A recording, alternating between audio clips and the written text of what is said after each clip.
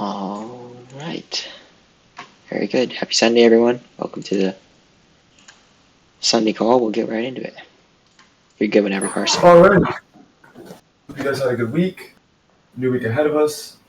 No news on Monday. On Tuesday, we just have a 10-year bond auction at 1. No red folder news there either. So Monday and Tuesday, relatively not light.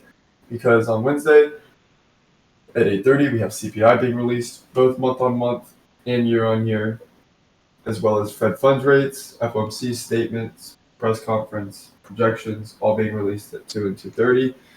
Don't forget that after the actual statement at 2, you have the press conference at 2:30 following that on Wednesday. So big day Wednesday in the market, both CPI in the AM session and FOMC in the PM session. On Thursday, you have PPIs month on month, right? That core PPI and regular PPI month on month, as well as unemployment claims at 8:30. You also have Treasury speaking and at noon, and then at 1 o'clock you have a 30-year bond auction. And then on Friday to end the week, you have just preliminary consumer sentiment and inflation expectations as well. So heavy week with regards to news. Obviously Wednesday being that big CPI day, but then you also have PPI on Thursday and then some consumer sentiment on Friday. Any questions on news before I hop into the charts? Really, the main thing to focus on is just make sure that you are not really a participant leading up to the CPI, right? Post CPI, you can, let it do its damage and then figure out something. Usually, you're going to want to wait until after CPI. 10 times out of 10, and even FOMC also, right? This is not an area in the market where we're wanting to hold a lot of trades, right? Especially when you've got CPI in the morning, FOMC in the afternoon. It's very hard to try to capture larger ranges, right? These are days where if you are trading, you're going to want to get your piece of cake and then walk away. All right. Let me pull up dollar.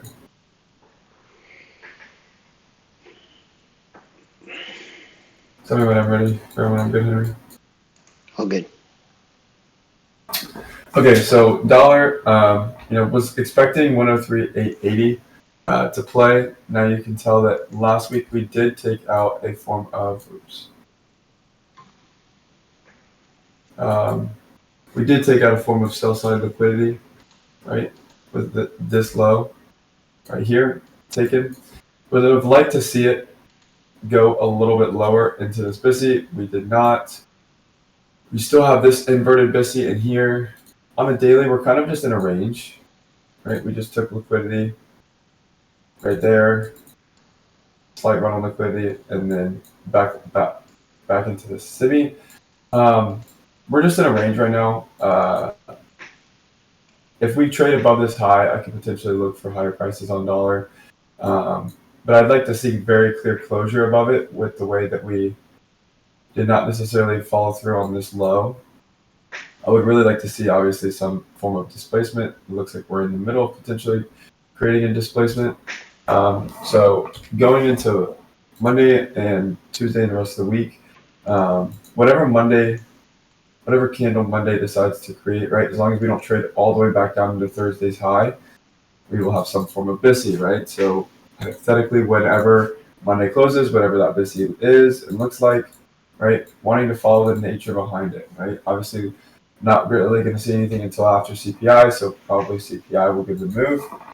And really, reality, whatever day, or not whatever day, on Wednesday, on the CPI day with FOMC, that daily candle closure is going to mean the most to me this week, right? So if we close above this high on Wednesday, or if we close back, below these lows, but that's really going to be the telltale sign to me that we could potentially see wherever indices are, see some form of low resistance liquidity run. I will say though, if we do close back above this daily candle right here, I'd like to see this as a breaker, right? You've got a low, a high, you take out the low, and then you're going to go take out the high. So if you do take out the high, use this as a breaker as well, along with some form of displacement in here. That could give a very telltale sign that we can continue to go higher, right? And we do have targets up here, right? This whole down move, to me, felt as if we were going to want to come back down in here. But it doesn't look like we are really willing to do that as of right now. And you can also see, right, we just reclaimed this to begin with, right? So we might now have what we need to then go higher on dollar, but we are in a range. So I'm not really going to treat any little move with a heaviness to it. It's on Monday and Tuesday. I can see it being very inside day ranges. Wait for CPI to play out, but more importantly, wait for Wednesday to close, because when you get that Wednesday closure, I can probably tell you that it will be either above this high or below these lows, and that should give you the solidity of identifying low resistance liquidity runs in indices. So little neutral right now. Really, it's just on weeks like this, you let the big day play out, and then from there you can go in with a hard bias. But as of right now, very soft bias. Gun in my head with the way Friday closed, probably a little bit higher. Probably going to let off on the idea that potentially 103,880 can be tagged, and I would like to see probably us trade back and above, 105,200 and around this high. Other than that, that's it. All right. Not too much to share on the indices either. Just beginning on a monthly chart, still looking very bullish. We're trading at all-time highs. We want to focus our attention on long setups. We're in that seasonal tendency of May through November as well, offering the distribution of the yearly range. So if we took the opportunity to, though we didn't have much of an accumulation through, January leading up to April, you can see that in April and May we did have the typical manipulation period occurring. So now that we've had that manipulation, we could see distribution headed into the later part of the year, coupled with the fact that it is an election year as well, and many times in election years you do see significant price runs. But from a monthly perspective, still looking for the current monthly high to trade higher, and then dropping down to a weekly chart. Same idea. You can see that we dropped down, not last week, but the prior week, down into the imbalance here and here, closed nicely above it, and then did trade and make a new high in this previous weeks of trade. So now I'm just looking at where are we in closest proximity to, where are we coming from. Well, we've traded into a discount array and we've reached higher, and we're in closest proximity to the high rather than the low. So my expectation going into next week would be that we can make an effort to make a higher high. Of course, we'll watch intraday price action and get a feel toward the beginning of the week of what a weekly profile is actually developing, and that should give a better indication of whether we are going to make a retracement first or whether we can just smoothly reach back up into this high. But given the economic calendar, Wednesday would really frame the first trading day of the week, and so if we go into a daily chart, that presents the possibility of Monday and Tuesday being more consolidative days with no news on the calendar. So just looking for them to really trade within the range of Friday's candle for the most part. It's cool if it drops a little bit lower as well. We still have the lower portion of this imbalance that could be traded into. But since we did trade nicely down to the consequent encroachment there, if we're really going to continue running into higher prices, it would be most ideal for price to not trade into the lower portion of this imbalance. So just keeping those things in mind. And of course, from a macro perspective, over the course of the next several months, I am still interested in higher prices, and I want to focus my attention on long setups, because when we're trading at or near all-time highs, the market can continue to spool higher and higher and higher, and you really don't want to be putting yourself in a position to get burned over and over again trying to short it or call a top in any sense. If you have a clear weekly profile that points toward trading back into, let's say, a discount of the range, or even just into Friday's low and deeper into this imbalance, then that could support short trade ideas. But besides that, I really want to focus my attention on higher prices. NASDAQ, really the same framework. Monthly, so far trading up above the prior month's high, making a new all-time high up here. Weekly, same context, traded down into an imbalance, and your breaker right here and trading higher off that. And we're in very close proximity to the high of the week with where we closed. So the likelihood is that next week can gravitate up into that high as well. I would just be watching toward the start of the week, the high and the opening price of this down close candle right here. It's not really typically one that we would treat as a bullish order block because it's a down close that was formed after we already purged the highs and we're trading at all-time highs. So we're at a very steep premium and we wouldn't really want to use this as a discounted rate to treat as an order block. But if we're going to make an expansive run headed into the later part of the year, that opens up the possibility that this could still serve as a discount array. So I'll be watching that opening price right there and seeing if there is an effort to make a turning point around there or around the mean threshold of this candle. And then dropping down to the daily, same idea really as ES. NASDAQ a bit more bullish than ES, not even trading down into that consequent encroachment. Of course, if we are going to continue trading higher and higher, it would be most ideal to see price not bother with trading into the lower portion. But we do have to be open to it trading in there, especially considering that we have already purged all of the buy side. So just going to let the first few days of the week develop, see when we get a clear reversal structure in place. Remember, we're using our daily 4-hour, 1-hour time frames to identify PD arrays below price, and then wait for those to be traded into, and then form some kind of reversal structure, looking for that change in state of delivery, and then we can look back to higher prices again. So that's what I'll be focusing on this week, and just using that economic calendar to frame the likely trading days, and of course in confluence with the weekly profile as well. Any questions here on indices? Ron John, do you see that as a bullish breaker and unicorn setup on the daily on ES? I'm assuming you're referring to here. You can view it as a breaker and that as a buying opportunity. So yeah, I would view that in that way as a like a higher time frame PD array to work off of here. The only thing that I don't love about it necessarily is that we've already purged buy side and there's no imbalance or anything above to reach for because we're trading at all-time highs already. And so I'm a little bit more cautious when we're coming off of an all-time high. I really want to see a clear structure in place before I'm looking to take any new trading opportunities. But also at the same time, because we are trading at all-time highs, I don't want to give any weight to short setups until there's several instances of higher time frame bullish frameworks failing. So you can use that as a higher time frame point of interest and then go into your lower time frames and see if the structure within there, like on your hourly chart, supports a higher price move, and then you can get involved in that way. Cool.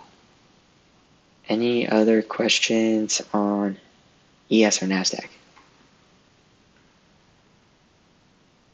Otherwise, we got a couple of trade submissions I can go ahead and pull up. Looks like we are all good. All right. I'll pull these up then.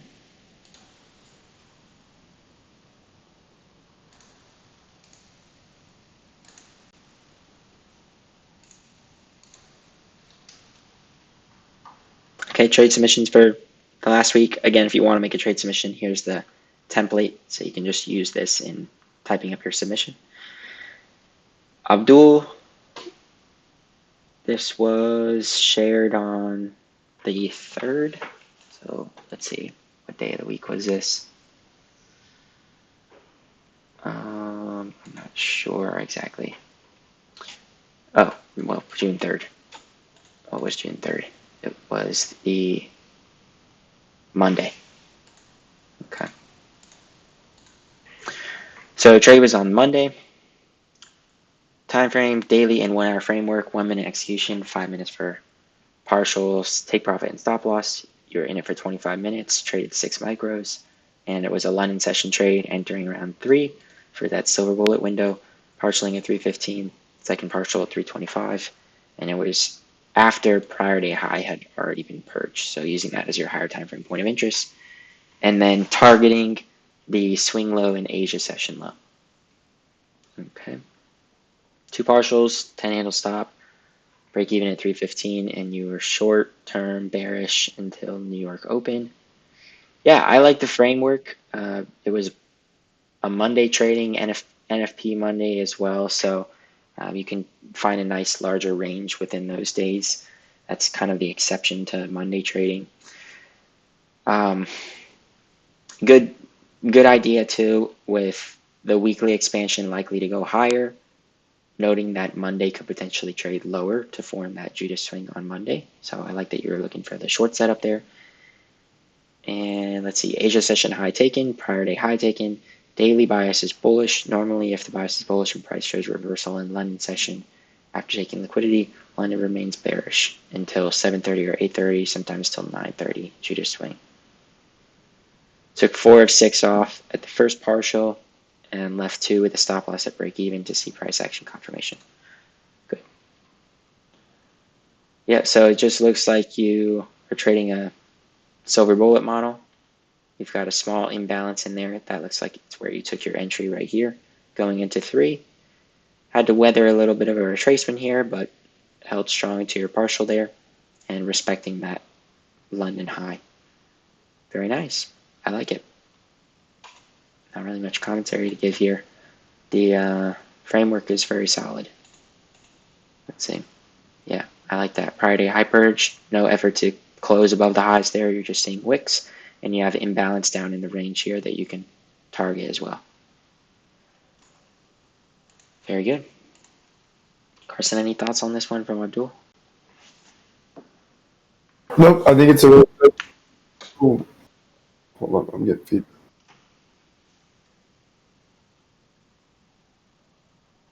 I'll type it in the chat. Okay. Yeah, I guess it's because it's sharing. I'm sharing it from Discord.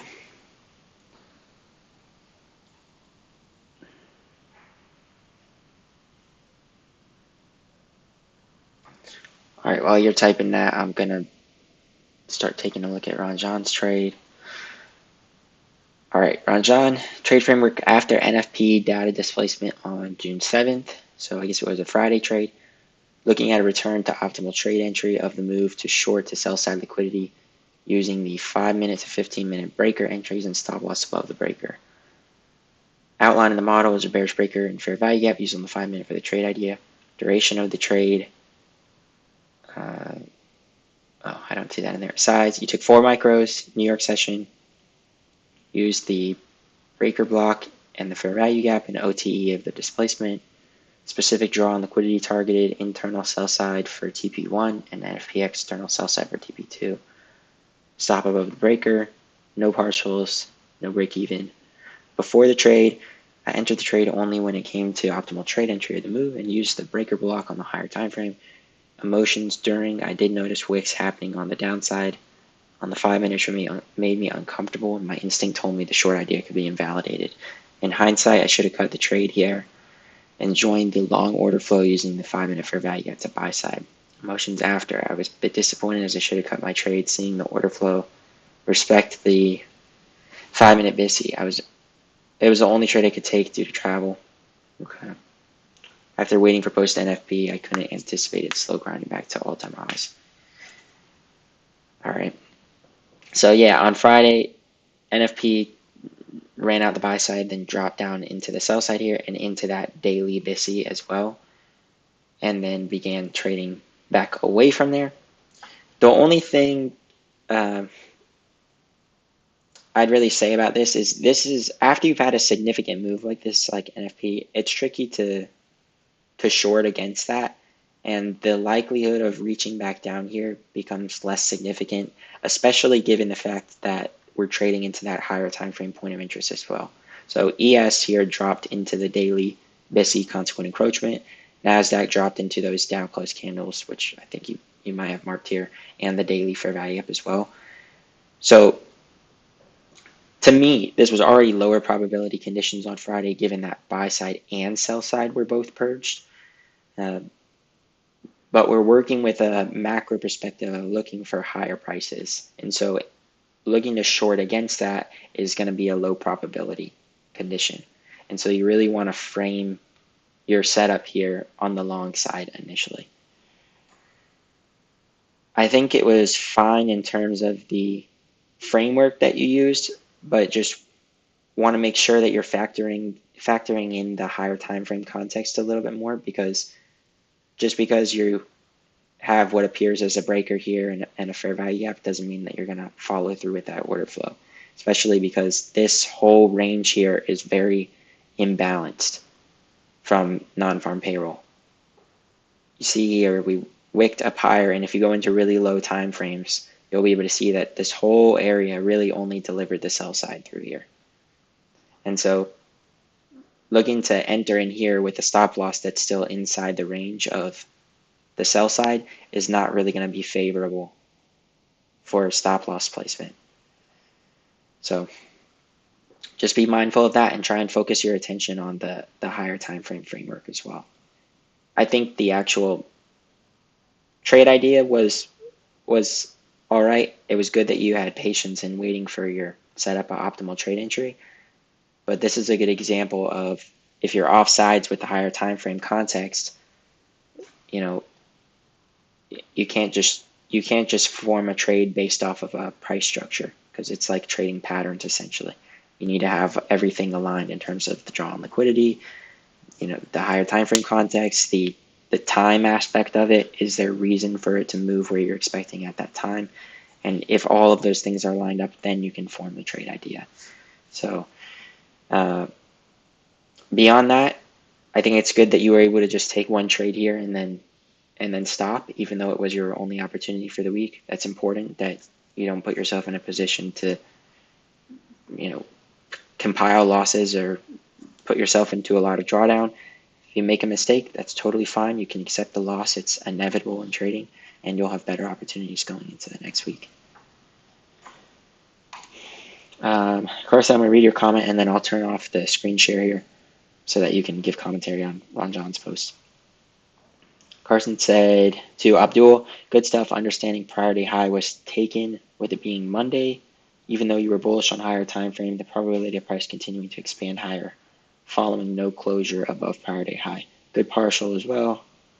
On Monday, we always want to have a smaller range in which we view the market. You didn't try to do too much. Great stuff.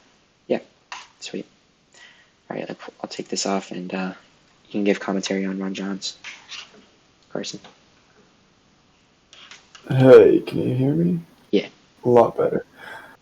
Here, let me pull it up on my end. I mean, everything you said was basically spot on, Henry.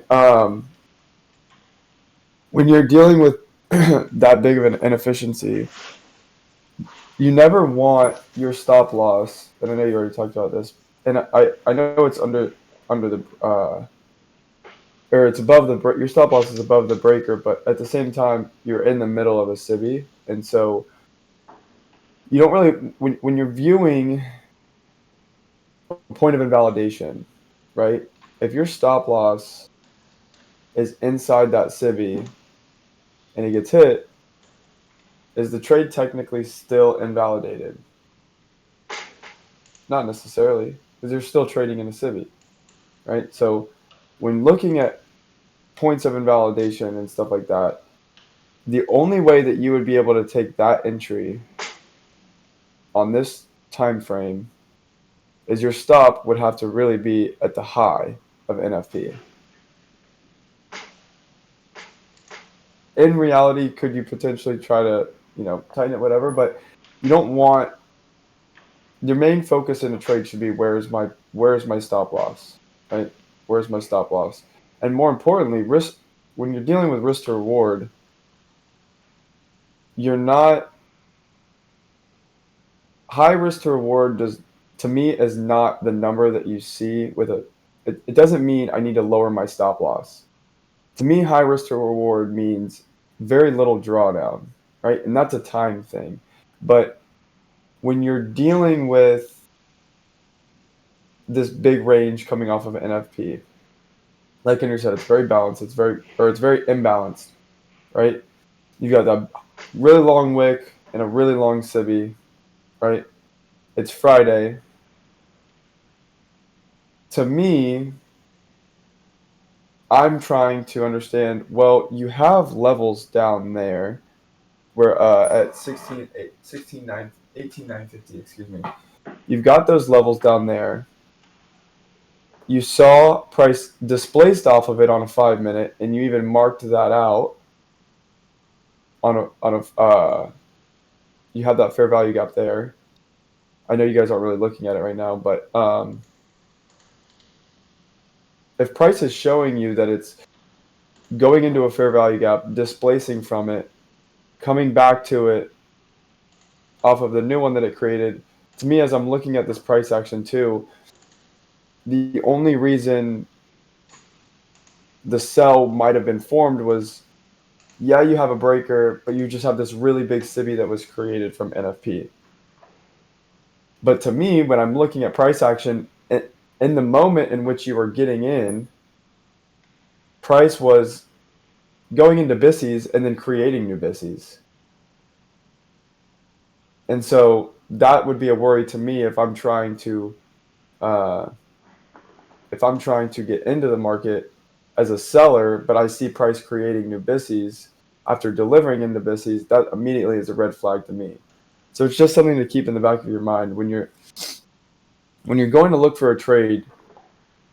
Could you 100% say that both sides, or it was only one-sided, right? When I'm looking for trades, I have to get to a point where I'm only picking trades that I only justify really one way, right? And to me, you're 50-50 in a range right here, right at equilibrium off of the range of NFP. You've got a really big SIBI, yes, but you're delivering off of a higher time frame bullish PD array. To me, it's 50-50, right? Especially being middle of the range. When I'm trading, right, I'm a lawyer of my own case, and I want to try to get as much evidence as I can and be as one-sided as I can on direction, and I need as many little tiny little things that I can to know that that is the only way that the market should go. Will you have lots of evidence certain times and have it be wrong? Yes. But really, sometimes you can get blindsided by the other side just by seeing that really big SIBI, right? That's immediately going to try to subliminally just put you short in the market or put your bias short in the market. But you need to trade what you actually see, not necessarily what you think you see. And I'd like to know on a 15-minute, this is a 5-minute right here. I would like to know on a 15-minute, even 30-minute, even 1 hour, right? Was there even displacement on the 1 hour, right? Seeing where that higher time frame wants to do, right? Because if you can tell, we were in a consolidative state before NFP. We manipulated higher, retook the highs, came straight down into a higher time frame bullish PD array, and then chopped right back up to the high, right? So, I mean, good idea, but I think the main thing too is just stop placement, right? I want my stop in and around solidified highs and lows. Now, there are times where I will use the breaker fair value gap combo and I will have my stop loss at a breaker, but it's very situational and it has to make sense. And it also, I don't like that it's in the middle of the range. I think that's another big thing too. I know you're a little bit above premium right here, and technically this is premium of the range, but it's not. And I can tell too, like, I would have liked to see you potentially add more to your position following seeing new displacement lower, right? Because you can actually sit there and you can see there's a BISSE right below your entry, a tiny little 5-minute BISSE entry, or right below your entry. And all the candle body closure actually stays inside that BISSE. Henry, do you have it up still or no? Yeah.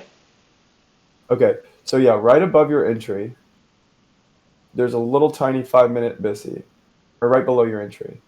And if you look at that candle body closure, which is basically actually the first down close candle that where you sold goes right into that BISI.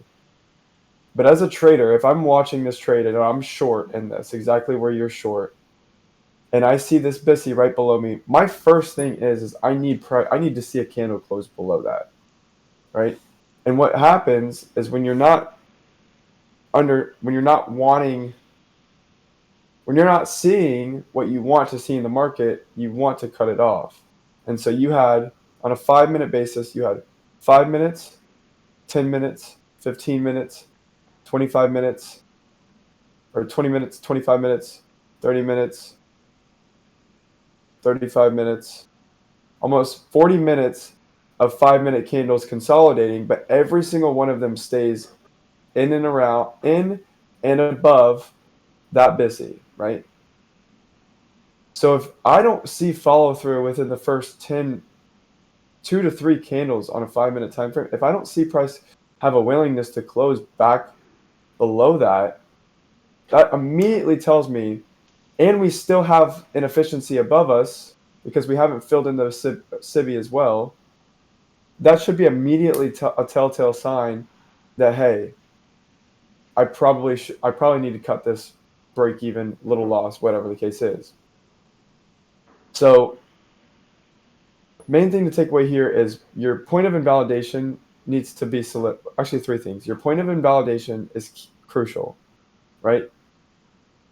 Just because there's a breaker and it's inside a CIBI, and it looks like a unicorn, you want to make sure that it's actually a good point of invalidation, because technically you could get stopped out and then it could still go in your favor because it's still in the CIBI. And so was it really even invalidated to begin with? So keep that in mind, one. Second thing is narrative. Being able to actually read price action, right? A lot of times we can get in the habit of just placing a trade in and then just pray, right? And you want to get in a habit of letting the market do its thing. But after you get good at just setting your limits and letting the market do its thing, you have to get into a point of performing, right? The performing is not the entry, exit, stop loss. That's a small percentage of the performance. The performance is the management. It's watching the candles trade, watching the candles close, finding when and where the closure makes sense. Does it follow suit to your bias and direction? Knowing where to watch and what to watch for, and having the what's the word, the sense, at least I'll say sense, having the sense to identify certain signatures and when they're not playing in your favor or when they're playing in your favor. That's the performance of it, right? So to me, I think the main takeaway is when you're watching this trade, the first bullish PD array that was right below you in this short got respected the entirety of the trade, right? If you're short, you're looking for that first bullish PD array and you're trying to see if that's invalidated. And if it's not invalidating it, you need to bring that to the forefront of your performance and say, okay, I've had this trade in for 30 minutes. Price has not closed below this BISI. I need to get out.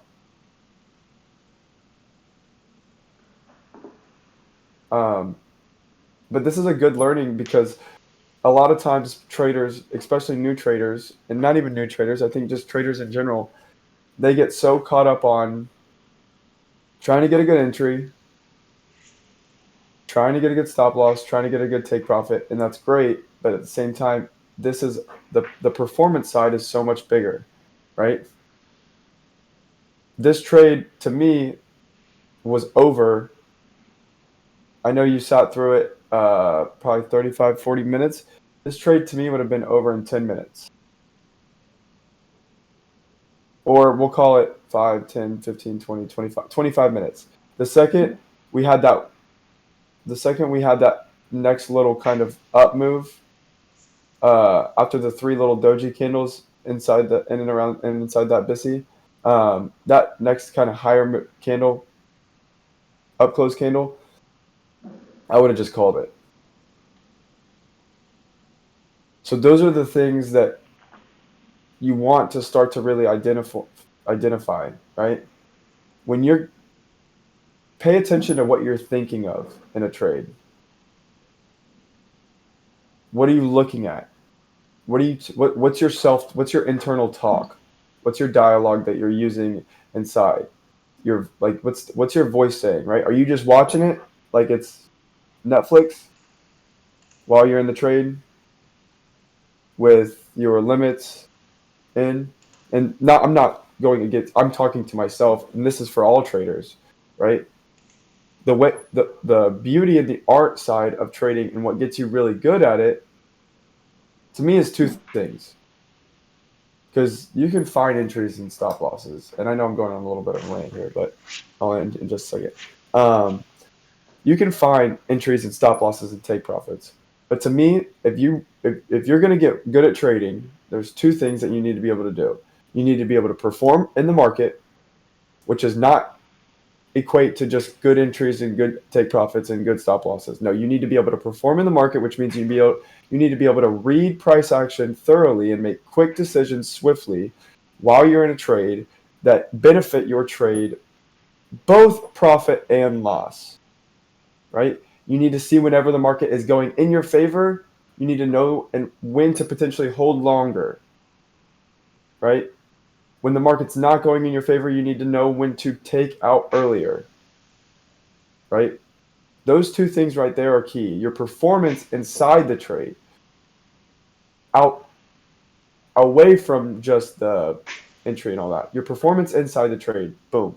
You need to be able to get good at that. Your second thing, and this is not has anything to do with this, but to me, I think the two main things that will bring a trader success is that, and then not giving back losses. But this is a good example, especially for everyone too. And this is why these trade submissions are so good, because it takes one trade like this to bring up a bunch of good ideas of what people aren't really thinking. But to me, I think the only thing that I can really tell you that you can get better in from this trade is the model and stuff. It's fine. Like, it's not that big of a deal. To me, what you could have done better is you could have been able to read that price was not necessarily displacing below that BISI, and you had 30 plus minutes to see that, and you didn't. So to me, that's the number one thing that I want you to work on going into this week, is when you get into trades, look for those opposing P arrays and try to see, is it closing above or below? Is it respecting? All that good stuff. And if it's not respecting it, great, continue in the trade. If it is respecting it, let go of it. I know that was a little long, but Very good.